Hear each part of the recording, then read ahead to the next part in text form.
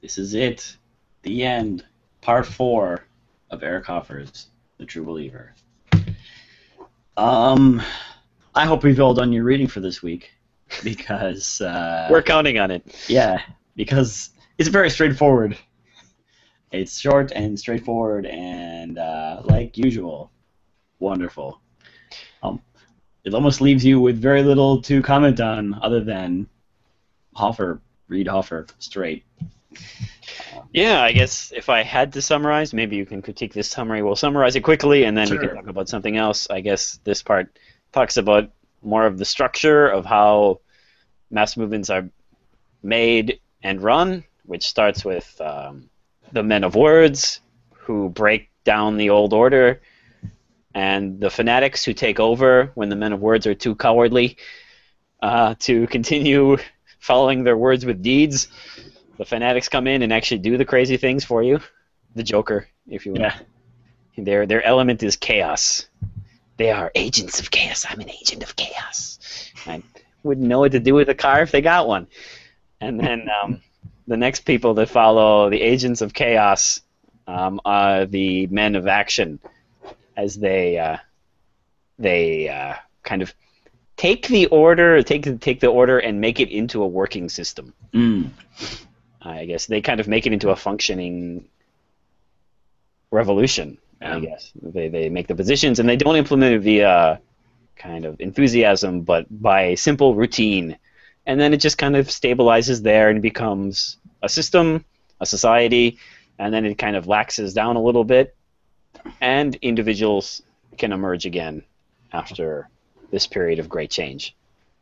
And then Hoffer says that the best mass movements are ones that have very quick periods of action. They go through this phase really quickly, and then they stop, and they allow the individual to emerge again in a rejuvenated society, a society where the old rot is swept away, whatever caused this collapse of society is swept away, and the individual can emerge as quickly as possible, with the danger of there being a continual kind of mass movement action, one that doesn't stop, which doesn't let the individual come out, which we call, a dark age. Yeah. So I guess he kind of ends up saying, in the end of the book, he ends up saying, well, mass movements are, I don't know, they're kind of like, they're double-edged swords, right? I mean, they couple. Kind of compares it to like the Necronomicon or something. Like they raise, they can revive societies from the dead, can't they? Yeah, it did. I mean, one of the feelings I got from this book is just this. For him, it's just a continual cycle of rejuvenation and destruction, kind of like a phoenix. And both of these are necessary, no matter how, what he calls it, evil, kind of disgusting, how evil and disgusting these mass movements may look, or how frightening they may be. They are necessary to rejuvenate the dead and dying and rotting society. And that's kind of my summary of what I got at the last part of the book. Yeah. What do you think? Yes, definitely. I think at the end also there was a section on good and bad mass movements, and he said, this is where he said, like, he thinks, just personally, it would be better for a mass movement to happen if society is decayed to the point of total incompetence, rather than letting it slowly decay. Maybe he sees the danger in that being greater. He didn't really elaborate why he thought the danger of that was greater, but maybe it had to do with maybe just in the future it would be paving the way for an even worse mass movement. Yeah, it's kind of like a Band-Aid. You got to just rip it off. Yeah. Quick. Yeah. Don't let it fester. And he does kind of support revolution or revolutionary work. Yeah. When it's necessary. He's not against these mass movements. He just doesn't like them because they suppress the individual to do what they have to do. Yeah. The whole sausage factory thing. You don't want to see how it's made, kind of thing. Yeah. Yeah. Thought you were talking about a different sausage factory. No, there's lots of men in these mass movements too. Yeah, it always struck me that they were always men of words and men of action. I was kind of like, where are the women of words and women of action? Oh yeah, that's right. We're living on Earth. I mean, the history of the world, my friends. Yes. This is our planet. I love it or leave it.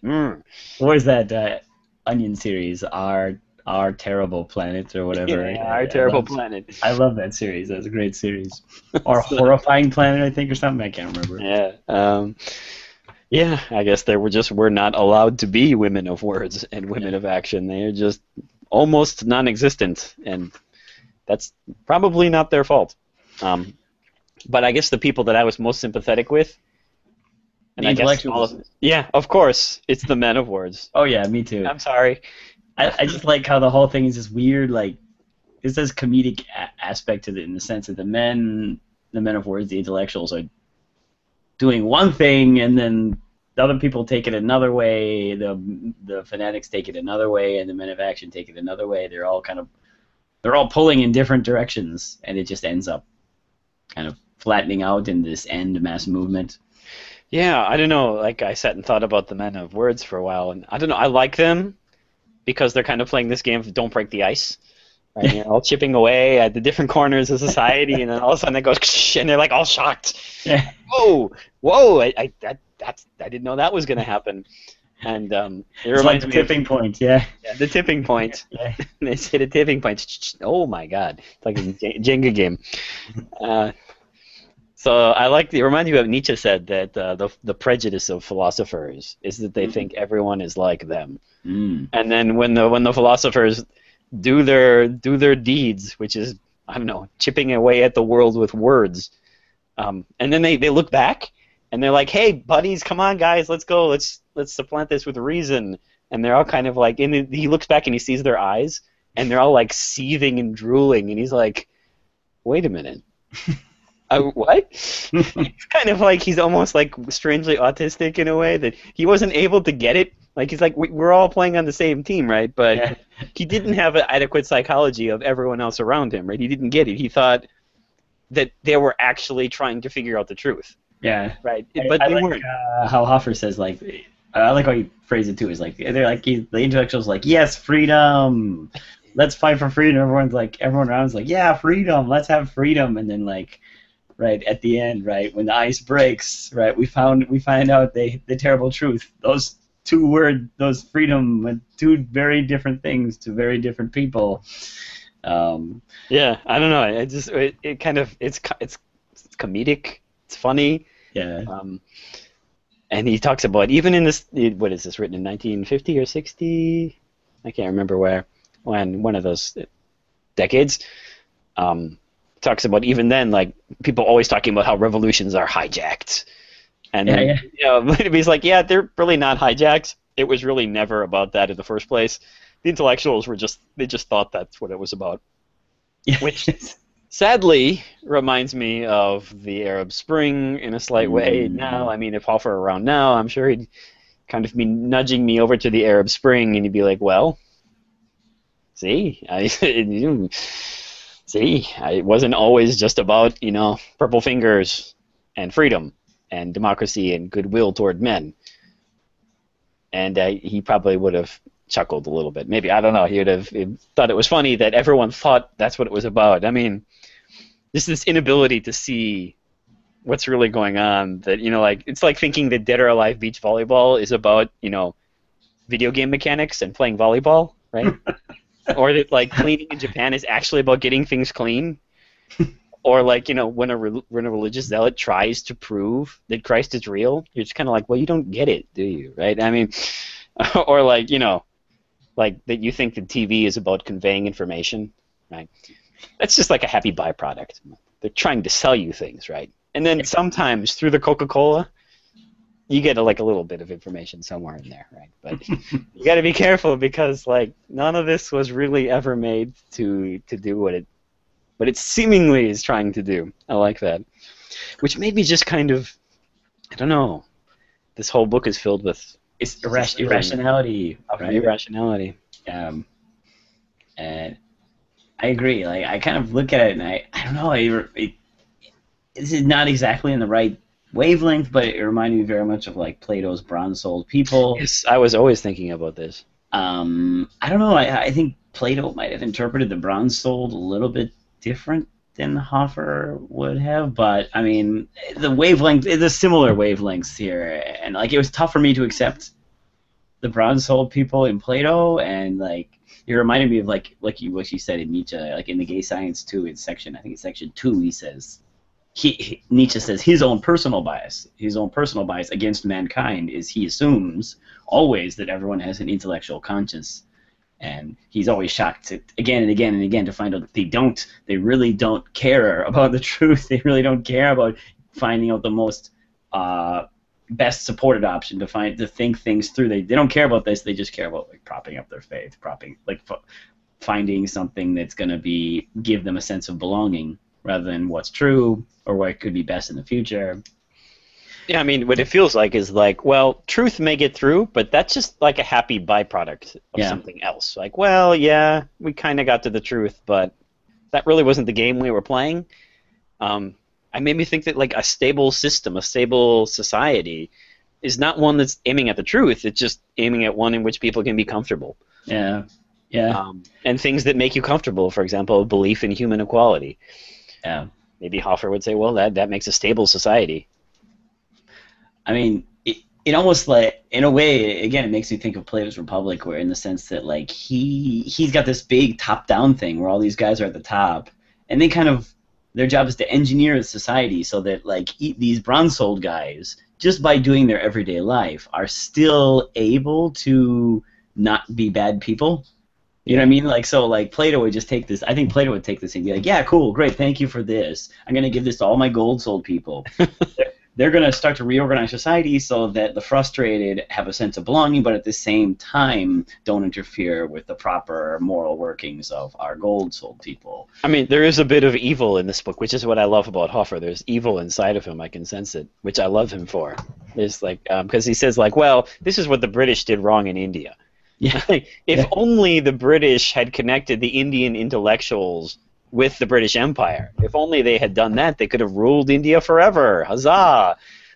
It's like, well, yeah, you're right, probably about that. And why the Roman Empire was so good, even though they were brutal and vicious, they made the intellectual classes, the men of words, feel respected.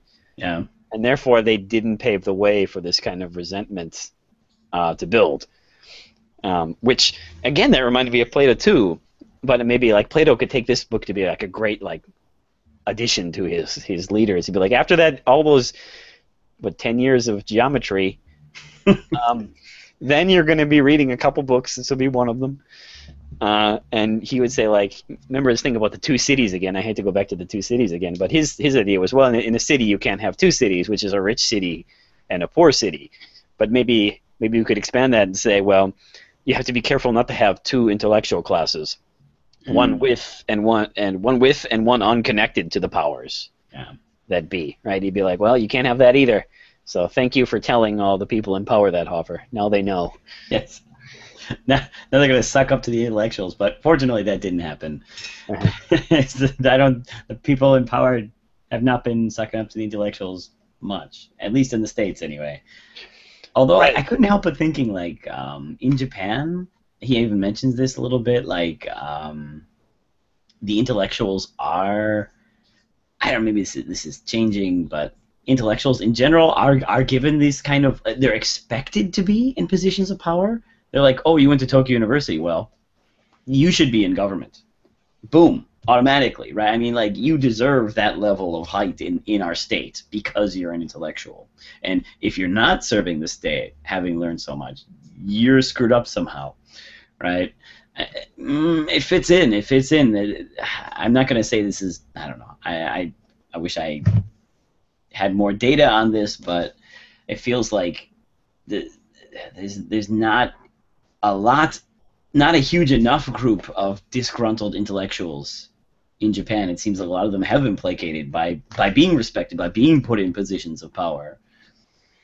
Yeah, and when disaster happens, they just bring them all out into the TV shows. Yeah. Oh, don't worry. There wasn't a meltdown. We always have those guys ready, right? Yeah. Phew, glad to hear it.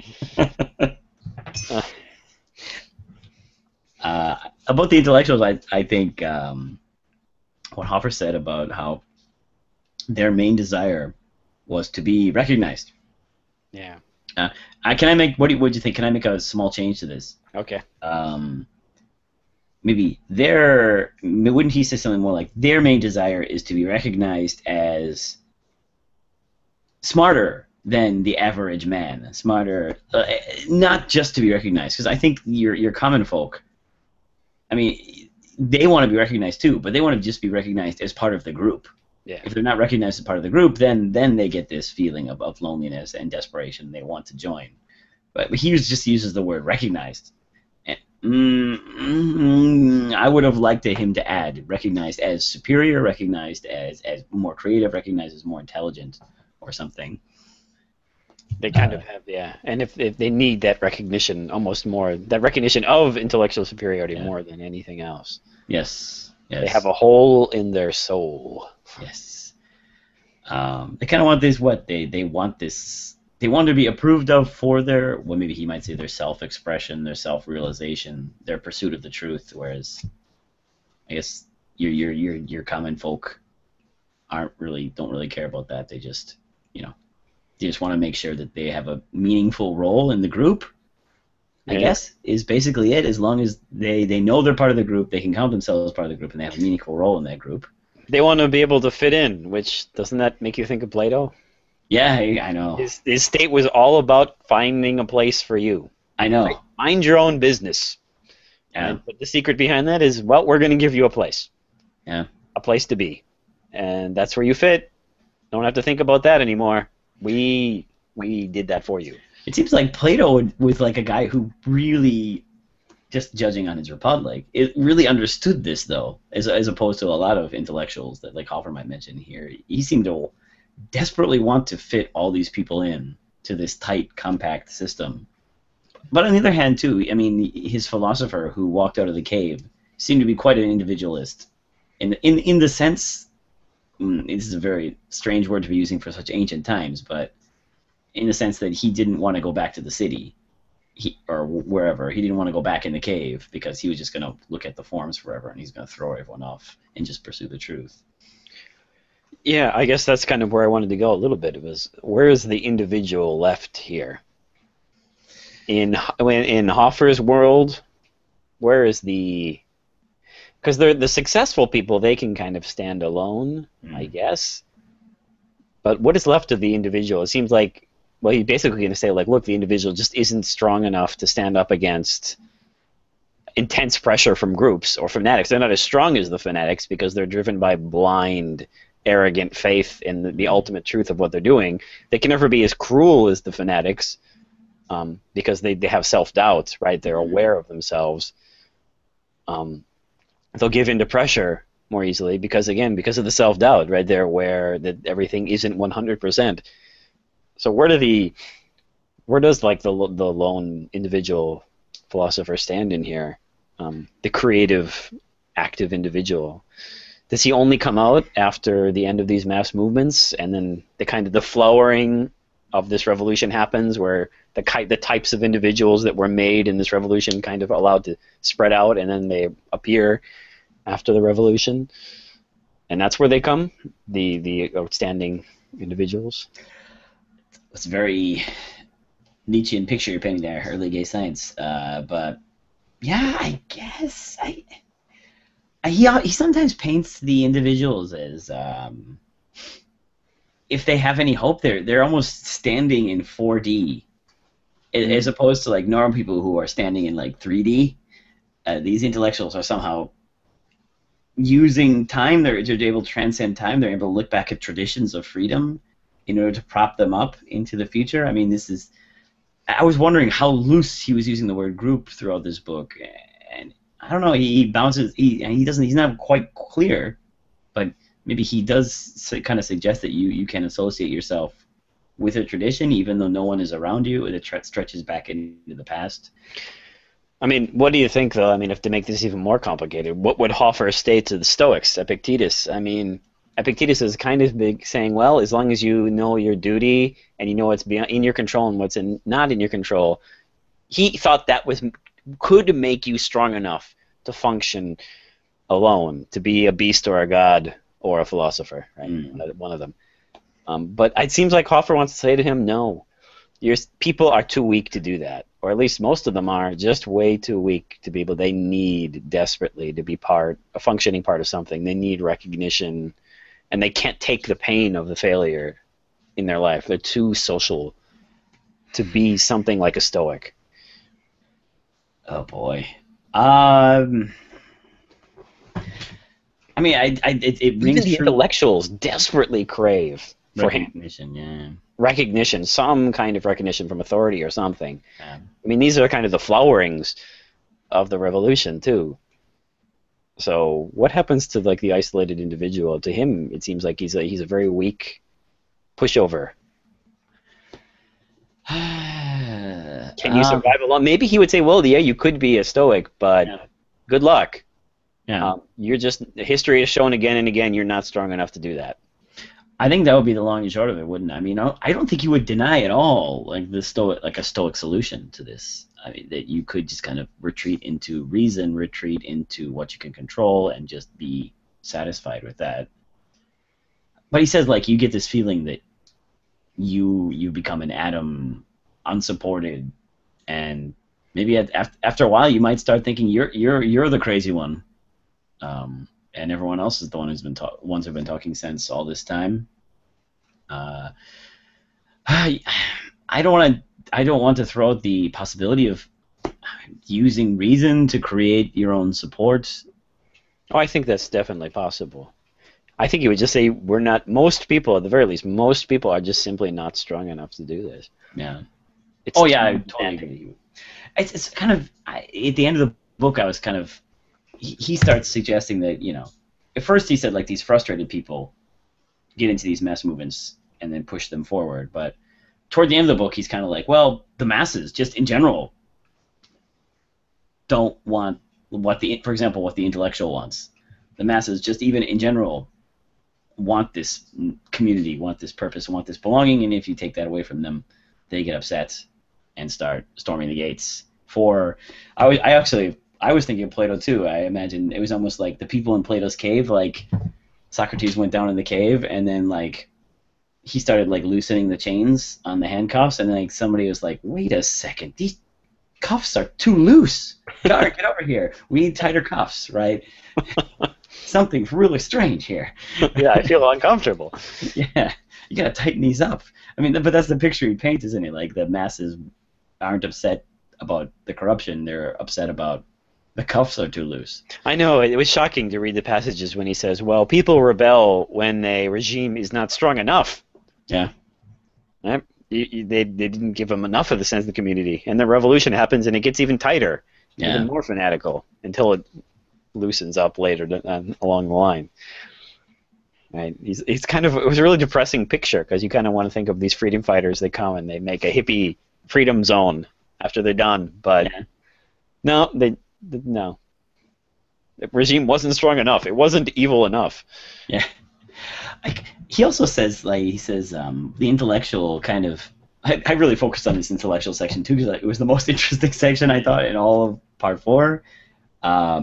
He says like the intellectual attacks the current mass movement, but he doesn't attack the roots of fanaticism. He doesn't focus on what that is, and in the end, maybe he can't. I don't know. Maybe it's impossible for him alone to get rid of these roots of fanaticism. But it almost reminded me of like Kaufman, on the other hand, is a guy who wrote a book at the roots of fanaticism, trying to get these out, trying to loosen the leg, or somebody like Jean-Paul Sartre or something like that. I guess you could throw him in that camp too. Taking responsibility for your life.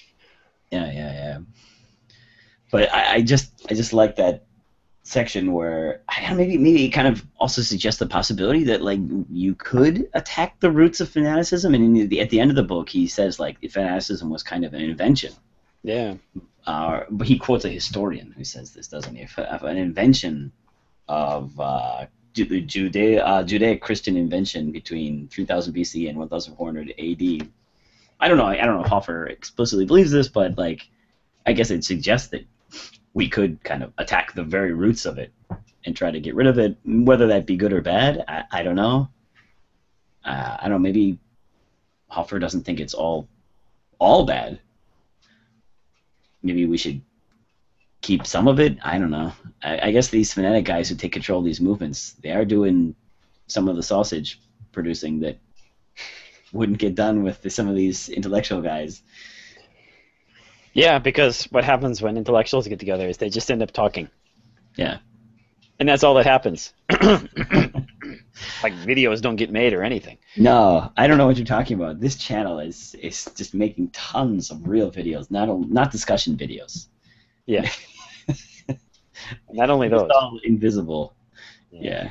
They're all. But actually, all those are all in the future. What are you talking about? The glorious, glorious future of this channel. Glorious revolution. Yeah. After the glorious YouTube revolution, Yeah. then those videos will all come out. We can't dare give them to this corporate regime. No. So, Yeah. I guess like that seems to be what he had to say here. I don't know if you want to talk any more about the book itself, or do you want to branch out even further than that? Go ahead. Yeah.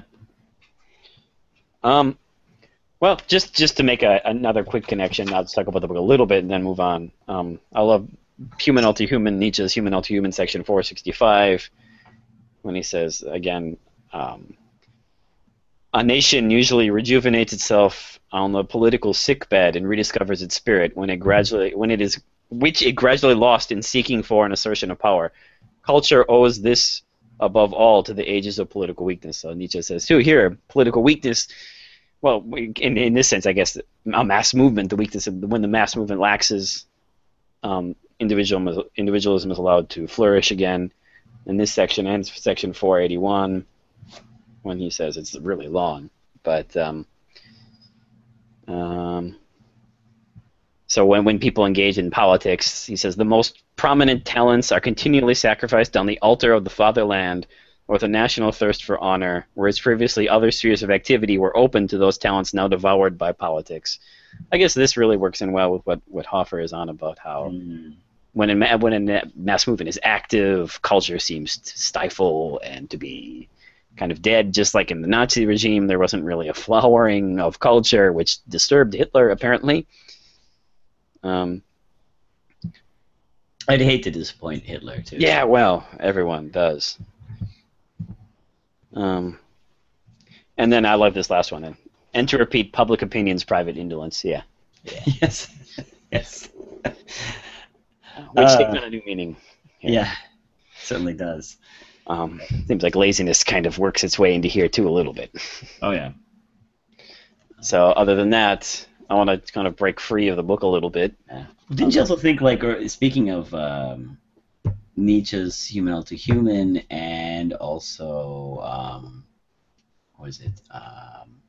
Fleming, a little bit Fleming, where he talks about the men of action, and he says he doesn't say this, but he kind of suggests that these men of action who take over after mass movement ends, they kind of come to ascension, and they're the ones who stabilize the whole thing, and they make it into kind of a machine where people can get positions and you can succeed, and like they calm the masses down.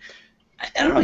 To me, it seemed like he was suggesting that like these guys, they really don't per se believe in what the fanatics believed in, really, or they don't care. They are interested in success, and success only, and that's what's impressed them. The fact that the fanatics succeeded. So they look back at these fanatics and all these men of words in the past and like, wow, those guys were real successes. We're gonna copy those and just succeed, and that's all they do, right? It could have been any movement, but as long as it met with success. I mean, this came up again and again in Human Ulti Human, where all like these kind of conservative movements are these people who are in Nietzsche said it was in the lower culture. They take success as proof of truth. They take success in the world as proof of the validity of a statement. It seemed like these men of action that Hoffer was speaking about, who solidify society with their boots on the necks of the people. This reminded me a lot of that. So I like that section too. Like, wow, this could so much be as a companion to so much Nietzsche. It's not even funny, but yeah, I like that's a good point. I like that a lot. Fleming too mentioned, like, how should I say, like, in the conservative viewpoint, like it's not what doctrine it is. It's not just having a doctrine. That's what's necessary in the conservative viewpoint too.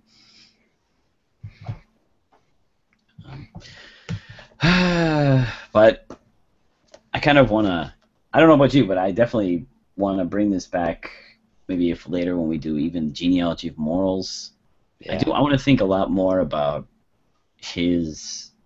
I mean, he and Nietzsche, I think, are in the same similar trains. In the one of the things I just enjoyed the most in this book was the discussion of self-hatred and self-contempt in anger and self-contempt being revealed. And I don't know, every day now, recently, I see this in my life where I see people getting angry,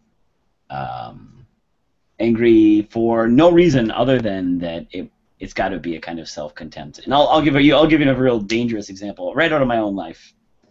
I don't know about you, but as I was learning Japanese, and when I see in Japan, when I see foreigners walking around who speak Japanese, it's interesting even when you watch on TV too, like when they're speaking and a Japanese person doesn't understand them right away, they get angry. Like, it's visibly angry. Their voice is raised. They get more aggressive, and they repeat themselves again and again and again. And I don't know. Just recently, I was thinking about it. Just this idea of self-contempt and anger, and the fact that you're being reminded of a bad point about you, something you see as bad about you. I mean, this seems to be happening a lot when like foreigners speak in Japan. When foreigners speak to Japanese people, they don't understand, and they suddenly get angry because I think they really are reminded.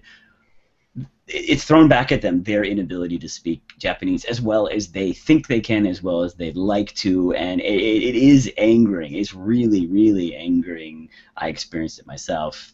So yeah, this book is really helping me think about Robert Solomon a lot, and how maybe there's a lot of modes of anger that do have.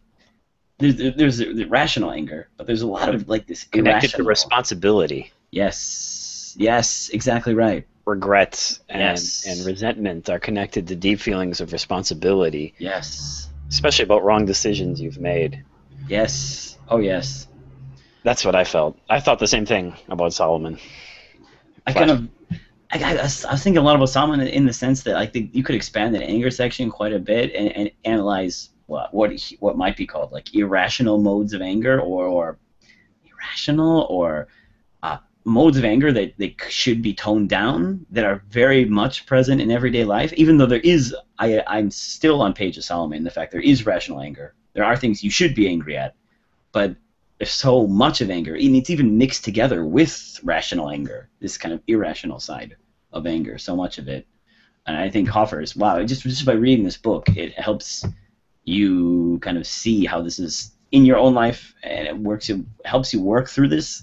And going back to Epictetus again, also, I think if you see that, you can see, you can reduce some of this frustration in your life by realizing this type of anger you can control. This is under your control to kind of reduce and get rid of if you recognize it.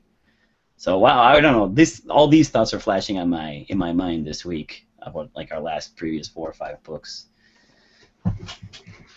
Frightening thoughts. Yes.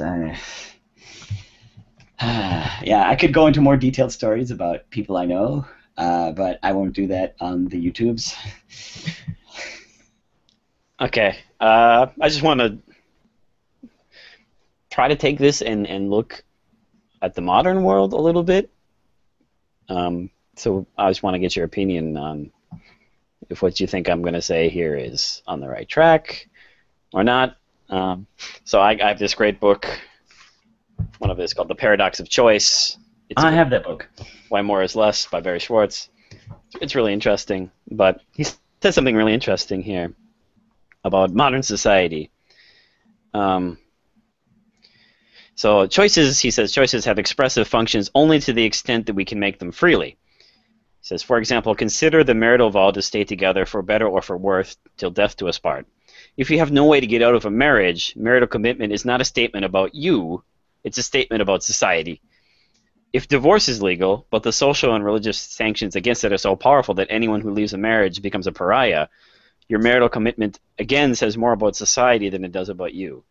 But if you live in a society that is almost completely permissive about divorce, honoring your marital vows does reflect on you.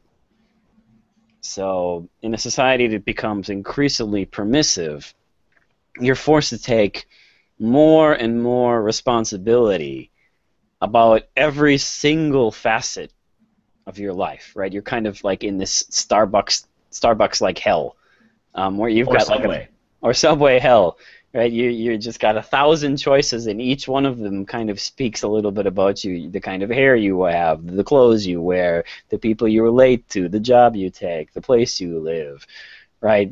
The hobbies you have, what you do with your free time, like all of this kind of this super influx of constant choice anyway, to the point where it's so overwhelming that it actually hinders your life more than it helps it, which is one of the things that this book tries to get into, is why would it be that more choice would lead to feelings of depression and anger and pain and suffering, actually. And he actually says in here, like, he thinks like infinite choices can actually lead to a kind of a real suffering, which is why you can see companies like Apple purposely take away choice from you in order to make you not focus on these things.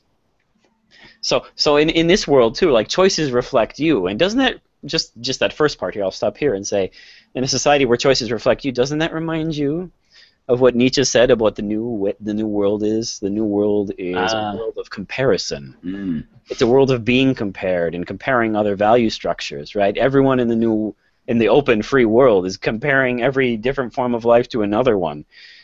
And in that world, there's going to be an intense kind of, I think, I don't know, feeling of trade-off, right? When you notice something's gone wrong, or when you feel like you've made a mistake, the unhappiness you get when you feel that you've traded off one thing for another is going to cause you a lot of pain.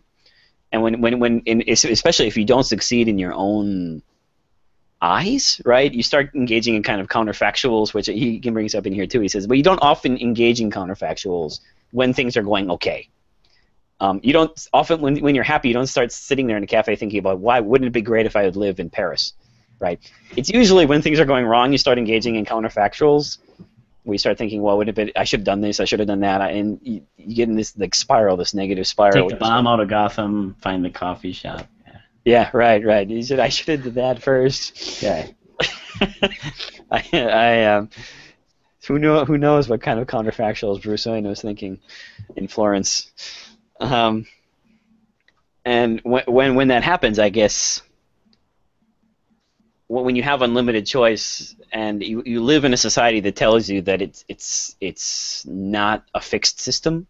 This is going to be in the book Status and Anxiety too, but when you live in a society that says it's a fair system and everything that happens to you does reflect you, and you kind of in your core believe that, I mean, it's going to lead to a vast amount of, well, anger, I think.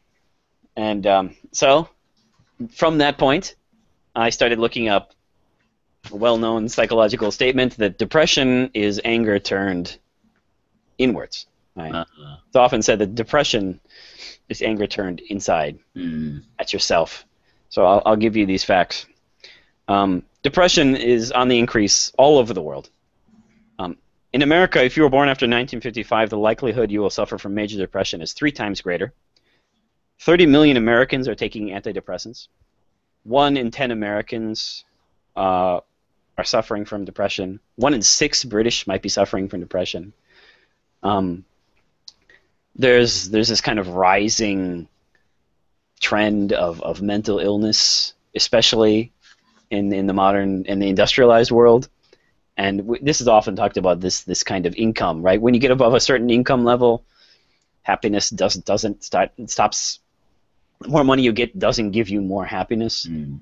And just about every one of the psychologists that deal with this problem, there's a couple of really famous studies.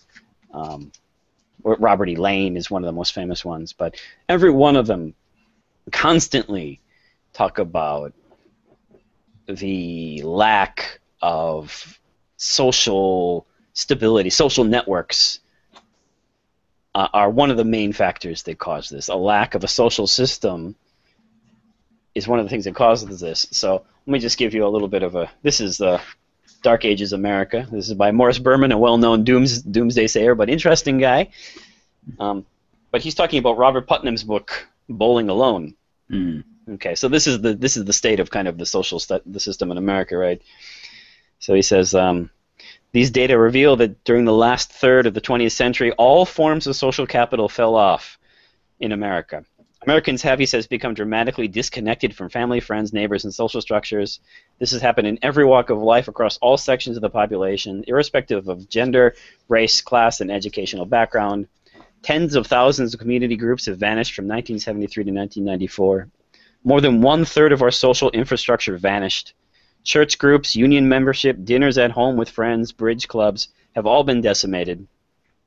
By 1993, the number of Americans who attended even one public meeting on town or school affairs during the previous year was down 40% from what it had been in the previous 20 years.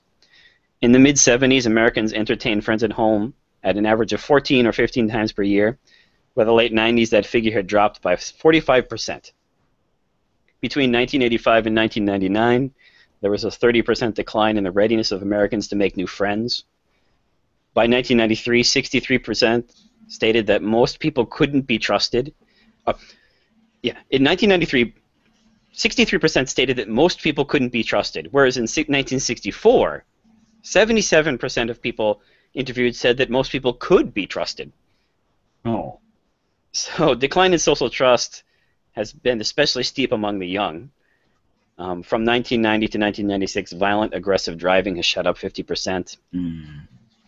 And then he says, and then Putnam even goes on to make something even worse. He says, which is even, you can feel it when you're there. He's like, well, not only has the social structure been decimated, our social network been decimated, but the spaces that we use to gather have been taken and commercialized, right? So, like, for example, places of gathering have become either housing lots or shopping malls. Mm. So not only is our social networks decimated, the places where we used to gather are just simply gone, right? They've been taken away. So this is his kind of nightmare report on what's going on in America. Of course, Putnam kind of thinks, well, it's all going to come back, but he does admit that it's going to have to go down for a while and until it does come back. And then I like this one. Oh, God, I can see if I can find it. There's Morris Berman talked about one more thing in here that he quoted. Where was the guy? It was a really great quote. It's something I feel every time I go back to America. That he said, "There's no more." I believe a reporter said that there's no more lonely place than walking down the streets in the afternoon in a suburb, right? A place where people should be gathering and people should be outside. I walk outside in suburbs when I go back to America all the time. Me too. And it's like a zombie attack happened. There's no one outside. There's pristine lawns, but nothing. There's just nothing going on outside, which is amazing to me. It's amazing too, like that after all these studies and people kind of knowing that money doesn't bring them happiness, and they're feeling a kind of anger and frustration at a lack of social structure. And then they have this really great thing in this report here. It says, and although the weakening of the relationship between money and contentment perhaps ought to have induced Americans to look elsewhere for sources of happiness, that hasn't happened. Indeed, as the graphs show, Americans have become more materialistic over the past 3 decades. Mm-hmm. So we're increasing our trend to be more attached to things in an Epictetus way.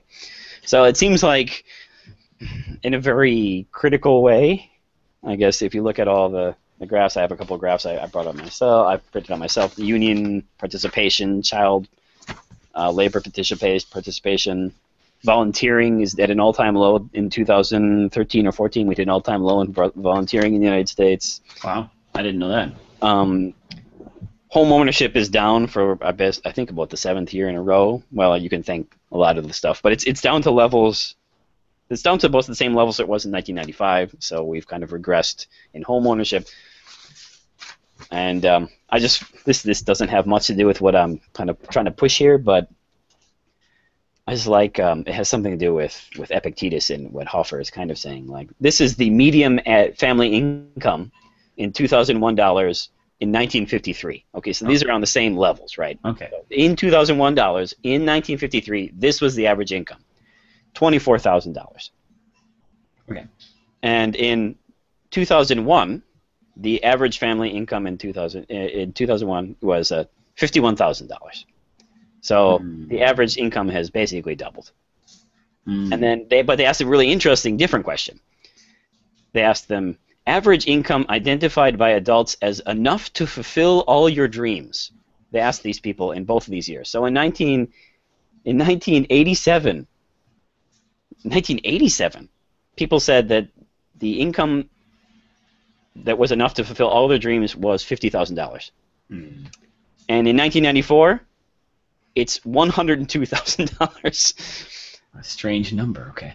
Yeah, so now it's just going up and up. So at one time, what we thought was enough to fulfill all our fantasies is we're just never going to get there.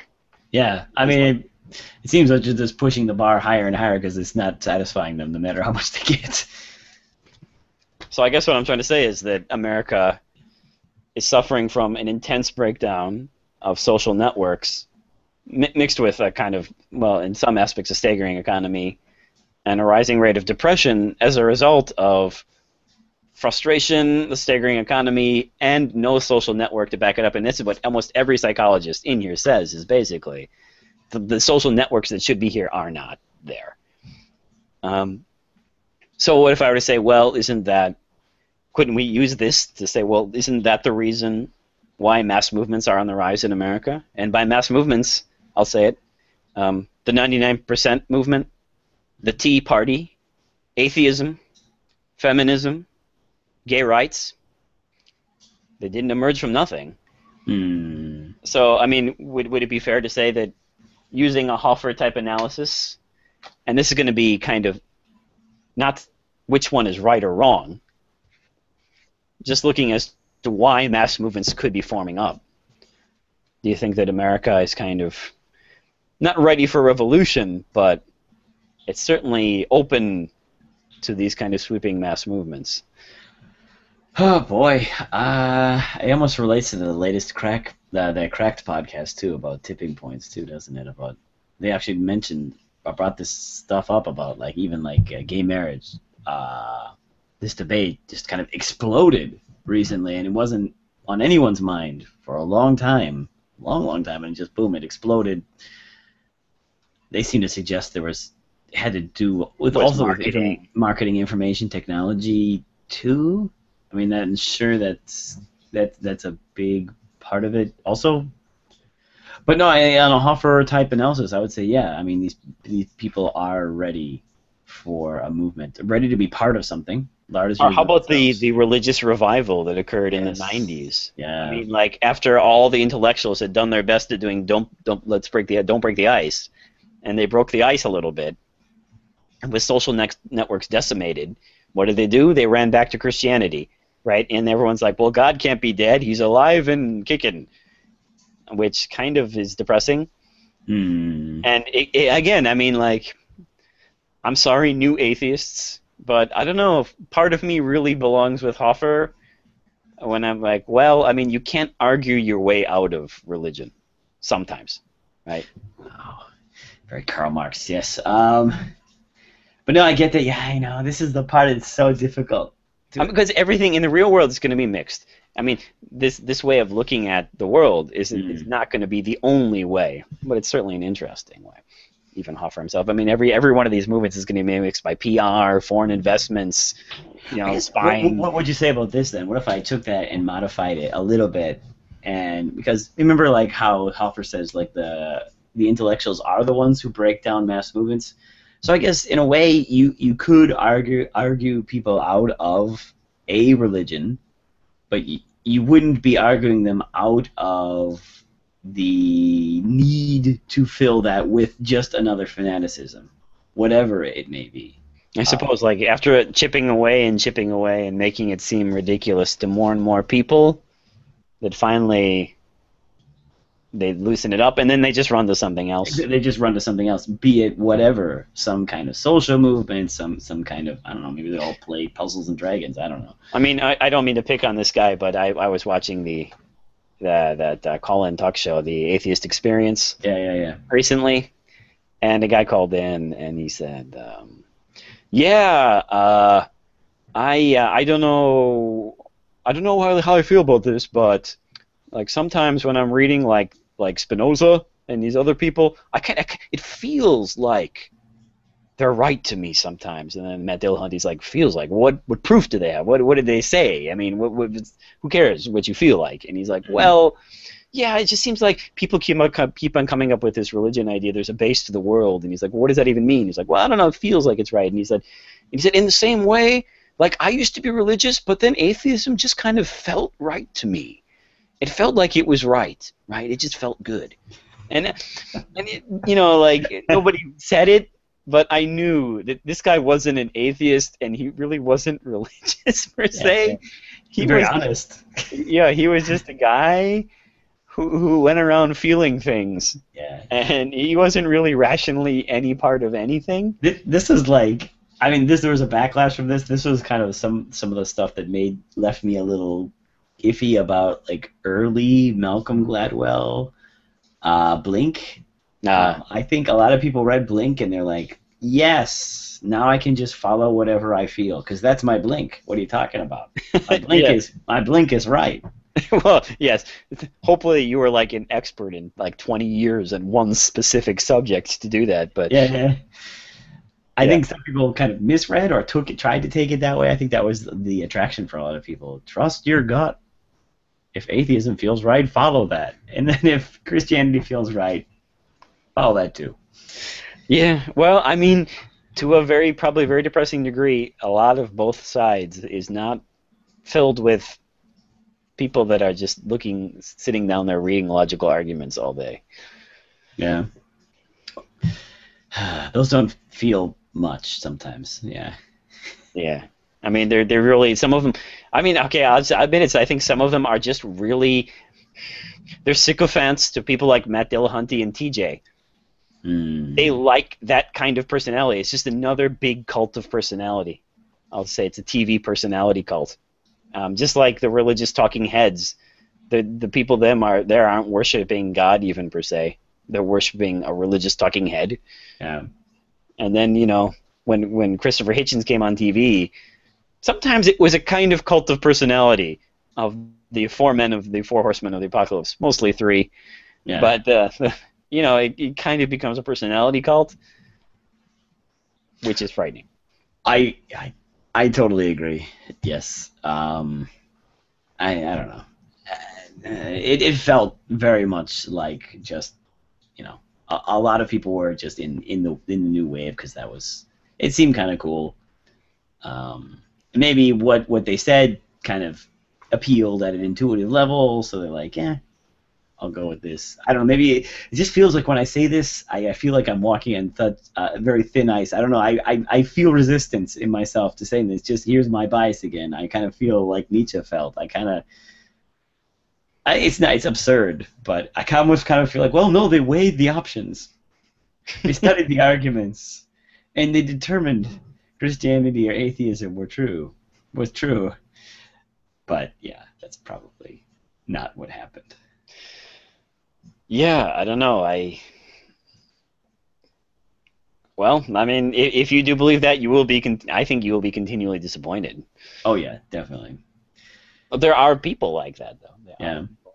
Like Matt Dillahunty. So, seems like he's pretty into that logic stuff. He's always talking about it. Yeah. So I guess what's interesting too in this kind of depressing research that I was doing to figure out what would be the symptoms of a kind of seething kind of resentment in the lower class, and I kind of thought it would be something like depression and anger. In doing that, I also kind of thought, well, would it come out in places like crime? But that's kind of iffy because Hoffer really never says that crime would be any kind of indicator. In fact, he says like people in a mass movement are the most docile people in the world. It's only when they join masses that they become violent. And it's, in our wave of current mass shootings in America, it's easy to get kind of swept up in this. And I was looking to see if there was any evidence that mass shootings were on the rise, that there would just be kind of this resentful anger building up in more and more people. But apparently not. At least as late as the end of 2013, the studies say that there is not a rise in mass shootings. We have simply come to accept that there will be on average 20 mass shootings a year. Oh. We've just simply come to accept that. That sounds about right. It feels right. That doesn't sound at all crazy. That feels right. I love the article. Like, we're going to totally debunk these myths about mass shooting. Like, they are not on the rise. There's like 20 of them a year all the time. Kind of like, that's kind of crazy. You probably shouldn't be bragging about that, but okay, if you want to, right? All right, it's not on the rise. Sure. Yeah. But it's really kind of fascinating because, like when you start thinking about it, societies like Israel or, Canada, even Canada, like that have access to all these guns are not going through the same thing. Right? There's a reason for that, possibly social bonds that are not failing. But I don't think there's any way to link it to crime, but I just thought it was interesting that that America, at least the American society, is so kind of open that we're willing to accept kind of 20 mass shootings a year is a price for our freedom, which is interesting. That's kind of our social experiment, kind of leaving things that wide open. Yeah, I guess it'd be interesting to figure out. I mean, it's not like no one's preventing these people from inviting people to their house. You know what I mean? Like, it's easy, just call your friends and do it. I guess. I don't think they want to. Exactly. They feel like they feel it's a burden because it is a burden. Yeah. They'd rather be alone. But then again, I mean, we have to talk about distinctions here. Like, I mean, when we talked about Epictetus or Plato, the tyrant, there's a distinction between want and like. Yeah. I want to read Reddit all the time. I don't like to read Reddit all the time, even when I'm doing it. Yes. True. So, maybe these people aren't. I mean, it's hard to see your life in such a big picture that you would know that these kind of boring, idiotic social bonds. See, you can tell I'm from America. Would actually, make you feel more fulfilled later. Yeah. And how can you know that? Especially when you grow up in a culture that basically says no. Yeah. That that doesn't want to get involved. The whole ethos is like, keep to yourself. Yeah.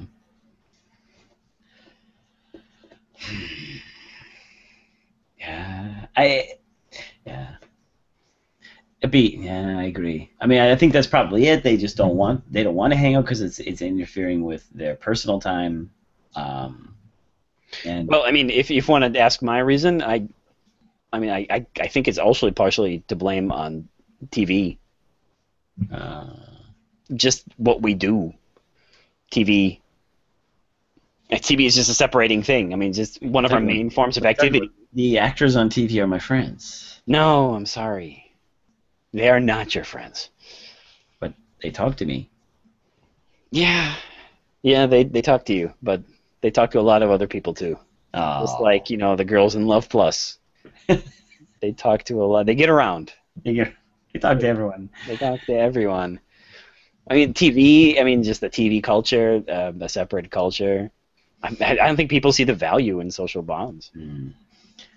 I don't know. I'm almost half tempted, even though this is totally impractical. Part of it must be, though, that a lot of people, their very conception of their own self-worth has got to be a little bit haywired, in the sense that they're still pursuing this old ideal of money or material success is what's going to give me that self-confidence, or making the right choices, buying the right house, having the right car is what's going to make me a good person, make me a happy person. And it doesn't work. It doesn't work. It doesn't add up. I mean, Epictetus would just step in here and say, like, look, I got your solution right here, man. You got to just give that all up. It's all done. Uh, I mean, that is a solution. It's not going to happen, but it is a solution. Yeah, especially when you have people on TV all the time telling you that you're a loser if you don't have this car, or Yeah. more subtly, just showing successful people with great cars, and then they don't have to say you're a loser. That you just have to know you don't have that car, Yeah. or that house, or that hot chick, right? Oh my God, I don't have that hot chick. I must be a loser. The rising sense of expectations, like again, like what is behind like the death of our social institutions? I mean, it has it's a bunch of different things. Globalism, Mm. the labor market, television, our culture. I mean, but it's kind of interesting because in the 50s there were still stronger social bonds than there were now. Yeah. Probably Japan level social bonds, huh?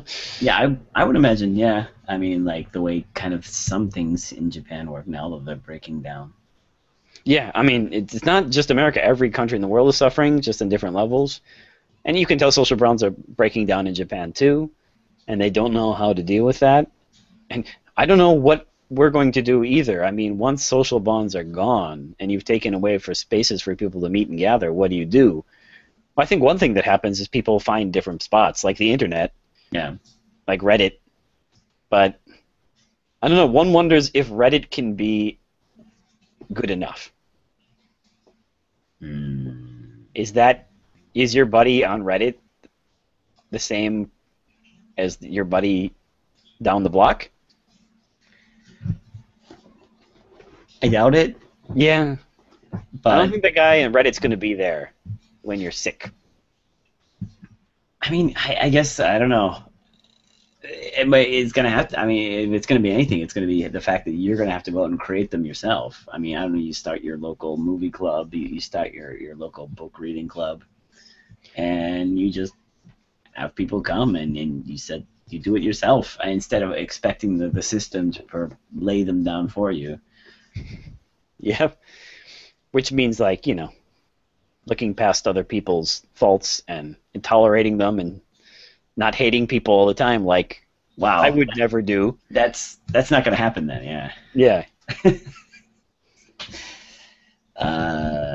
Oh. You're right. I mean, like a lot of times in school and stuff, when you were thrown together not by your choice, you end up with a lot of interesting memories. I know in Japan they're obsessed with it. Um, Yeah. I mean, that's simply one of the things affecting it. It's not all simply social bonds. I mean, it's a lot of things. The economic structure, the entertainment structure, culture, right? Could be genetics itself. Could be playing a part in this. There could be tons and tons of factors to this. But it does seem like Hoffer would have to say, as a country loses its social net, the possibility for things going wrong have to be going up. Right? There's got to be some warning bells going off somewhere. Yeah. That the more we lose a social network, something's going to happen, whether it would be a religious revival or a mass movement or even a violent movement. I mean, it could be any one of those things, and we're seeing kind of things like that now with a revival in religion, a rising atheist movement, which is very concerned with keeping in touch with each other, having group meetings and contacting each other all the time. Yeah. I mean, and they freely admit they need a community themselves. So. Yeah. I mean, a lot of them have been searching for a community of like-minded people. I guess not bothering to read in 4 dimensions, mind you, not bothering to read the philosophers of the past, but oh my God, that's work. Right. But it's kind of funny because no matter how many, like even within those groups start to break down too. Well, now there's atheism and atheism plus because we couldn't stand being with those people. Oh my God, right? And then your group gets smaller, and then kind of like the revolutionaries, the fanatics that Hoffer describes, right? Like there's never enough, right? The revolution continues. It's never enough. We can't just disprove God. Now it has to be a social liberal agenda. and there's just going to be infighting and infighting until it spirals off, right? And that's going to be they couldn't just leave it at one issue. It had to be every issue together. And yeah, that seems to be like, at the very least, I could say it's antisocial. If you're only willing to hang out with people that completely agree with you, hello, loneliness. You, a kingdom of isolation, and you are its queen. Right? Wow, we're Frozen. We got a Frozen reference in here, too. Yeah. I know that song, too. See, they play in Japan, too.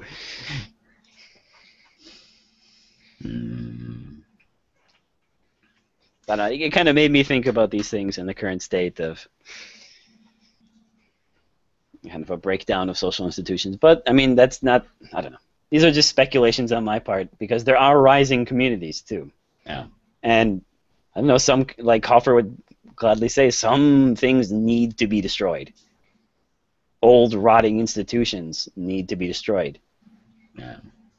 Christianity.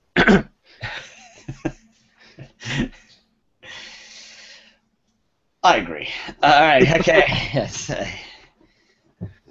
So yeah. I don't know. We're getting way off track, but I mean, like at the very core of it, though. Yeah. I mean, just this very idea that like this. I mean, even if you were to dismantle Christianity, for example, just for example, you would need to replace it with something. Yeah. I mean, there would be some, and I don't know. I find myself constantly fighting with this Plato idea, which is just like, they're just bronze-souled. What are you going to do? Let's make a little bronze-souled land. Well, all the bronze-souled people. We can just tell them they're all born in the earth. Yeah, of course. You're born in the earth. You share the same parent, the earth. You're like plants. You're like little plants. But yeah, I mean... Yeah, no, maybe this book maybe see history kind of too much with a kind of almost irrational, almost maybe afraid. Yeah, I mean, I suppose irrational is maybe it's a too strong a word. I mean, there is a rationality here, but it's not a pursuit of the truth. It's simply the pursuit of kind of a comfort, a pursuit of a kind of purpose or meaning, belonging, no matter what. Like, even if it isn't a lie. Yeah, so mind your own business. Yeah. That's right. Mind your business. Woo! Plato was right. Nobody ever said that really in the 21st century. Yeah. There was just on a last note that there's a Professor John Hobel who did the Coursera course on Plato. He said something kind of interesting in one of his lectures. He said he talked about slaves. He said, like, in the ancient days, the Greeks, they didn't think it was weird to have slaves. It just was common sense. And, I mean, Plato didn't make a big deal of it. There weren't slaves in the Republic, but apparently there's slaves in the laws. I haven't read through the laws, sorry, but I guess there are slaves in the laws in the last works of Plato. But the Greeks in general didn't think it was weird to have slaves. It was just common sense, and a lot of people now it's just common sense not to have slaves. It's not like people are sitting down pouring through human rights treatises and reading on utilitarianism and deontology to figure out why that's wrong. Yeah, I mean, if I asked a common person, why are we equal? Yeah, I don't know if they could answer that question. It just, I mean, but it's just something kind of we inherited. I mean, this is his point. We inherited this from, like, these people who at one time did think through it, and they left us with a better system. I mean, and if you sat down and thought about it, hopefully you'd arrive at the same conclusion that they did, but you didn't need to, and that was your inheritance. Oh, hello, Hegel. Yeah, that was your inheritance from them. So yeah, maybe that is necessary. Plato, you're haunting me. Plato does haunt you. Yeah. All right. So this is our last time on Hoffer. I thought this was one of the best books we've read so far. Highly recommended for anyone. Yeah. It can't not stimulate some kind of thought in you. And he's one of our own. A good old American boy. Yeah, Yeah, not one of those foreign guys. that's Yeah, right. They're devils. the foreign devils. Yeah. Highly recommended book. I thought it was just genius. I'm looking forward. Maybe the next time we read Hoffer, it's going to be The Passionate State of Mind, which is another great book. Oh yeah. And we're going to again talk about the kind of outlying class. Yes. I think it's going to be another big factor in that book and how they produce culture and move the world forward. Yes. All right, so that's it for this time, and we'll bring you something new next time. All right. Yay. Later. End of Hoffer. End of Hoffer party.